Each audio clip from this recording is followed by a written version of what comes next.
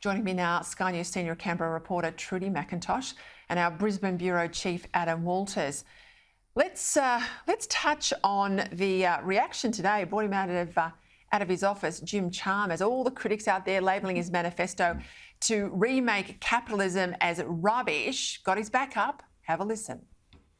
You know, some of the sort of hyperventilating about the essay, I think, is based on a version of the essay that people have kind of unnecessarily caricatured. I mean, what can people genuinely argue against when it comes to better designed and better informed markets, a more prominent role for business in achieving our social objectives, more collaboration and cooperation between governments and investors?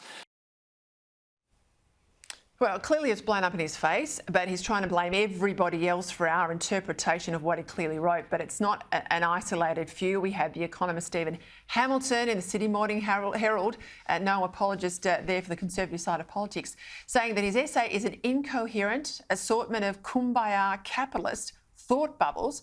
And even Simon Cream, former Labor leader, called it out for its lack of detail. Trudy, you might have done a better job than me, but find me an expert that says this essay is worthy. Well, Jim Chalmers last night, Peter, pointed to conversations he's had with his mentor, Paul Keating. I went and looked up those comments that Paul Keating had made to The Australian. Interesting, he said Jim Chalmers is entitled to make his own way in the face of contemporary changes. It's hardly a ringing endorsement, but it does seem like the Treasurer is a little bit caught off guard and surprised by the reaction that he has seen to this big 6,000-word think piece he wrote whilst he was on holidays. I do note this afternoon I saw Jim Chalmers tweeting this picture that he put with big energy investors. He had a meeting with them today. He says they represent trillions of dollars in capital, and he says, Peter, that they don't just support values-based capitalism, they're driving it. So if Jim wants this story to go away, it's certainly not going to with those tweets like that.